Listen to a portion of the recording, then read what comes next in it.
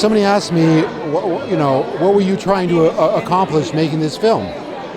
And I said, well, my primary accomplishment was for the people watching it to really fall in love with Sophie Tucker. Because the Eckers, who introduced me to her, spent all these years, a lot of time with her, studying her scrapbooks and studying her history, like nobody else ever has. And they fell in love with her. And I saw that. They told me these stories about her, and I thought, God, these are great stories. And I saw how much they loved her, and I thought, you know what? I think that should be my objective. Can I get people to really fall in love with Sophie Tucker? And so that part I feel really good about. But the other part, which is more in reference to your question, was, as I was working on the film, I realized how important she was to her heritage, first of all, to Jewish heritage. Because she was a strong, powerful, entrepreneurial woman who didn't hurt anybody.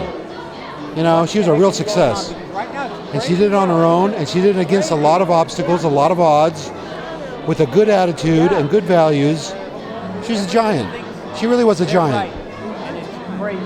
In her time, was she known as being Jewish by the general public? I don't know.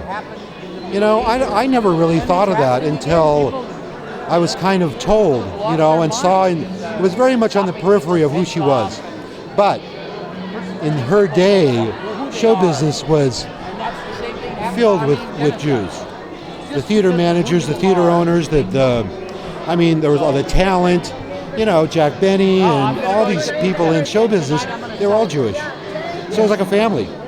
Everybody was working with their family members. So it was a different time, different era. So, do you ever wonder why that was? It's funny. I have a son who's in his early 20s. He's Jewish, actually. His mom's Jewish. He's been bar mitzvahed. And he said to me the other day, he says, we were talking about him getting a job. I said, I don't want to be a waiter or flip burgers. And I looked at him and I said, there's a lot of other jobs in this world than that, And the same goes for me, right? I chose not to be a blue-collar worker. I became a technician. I started out as a sound technician, then became a director. So I think it was a career path that was creative, unique, and expressive, right? So it was natural. I just think it was natural. That's all. What's your son's future? My son's first what's his career future in your view? Oh, he's a dual major of neuroscience and philosophy. He's studying the brain and how the brain works, things like that.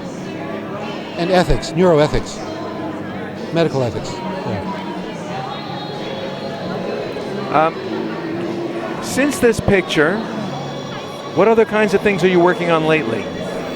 Well, I've been helping some other people finish their films, and right now I'm about to enter into a new project that was started by a journalist.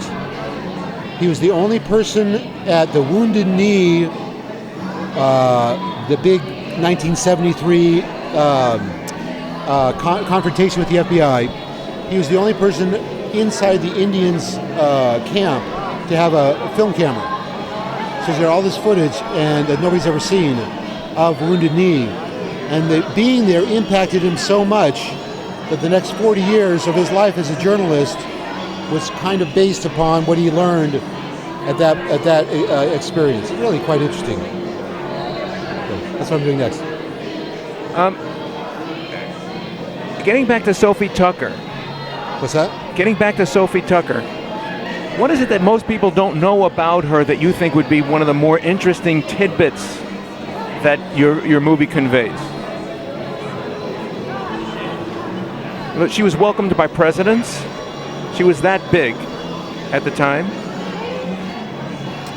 That's hard to say. For the young generation, one of the things I was the most impressed with was her friendship with people like, I'm forgetting her name. I'm blanking on her name. You got me a little blank. God, what was her name? Josephine Baker.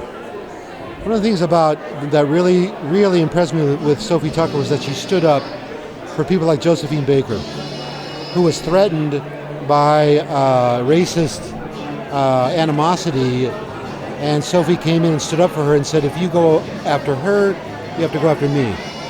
So I thought she was very brave. She had a lot of courage. How big was Sophie Tucker? When I say how popular, in her height? Oh, God. When Sophie was really popular, she was one of the biggest vaudeville stars in the entire world. She was, people called her the female Al Jolson. She was so popular. She was amazing. She was a megastar. And what was it about her that was her draw? You know, I think she had a sense of optimism and courage and friendliness that just came through all the time. You know, I think she was somebody people just like to be around. You know, I mean, the fact that one of her friends was J. Edgar Hoover and the other one was Al Capone says a lot about where she was coming from. Yeah, she performed during Prohibition. What's that? Prohibition was her era? I believe so, yes, she did. Oh, yeah, she was very big. Then the Prohibition era was when she was really taking off as a singer. That's true, yeah.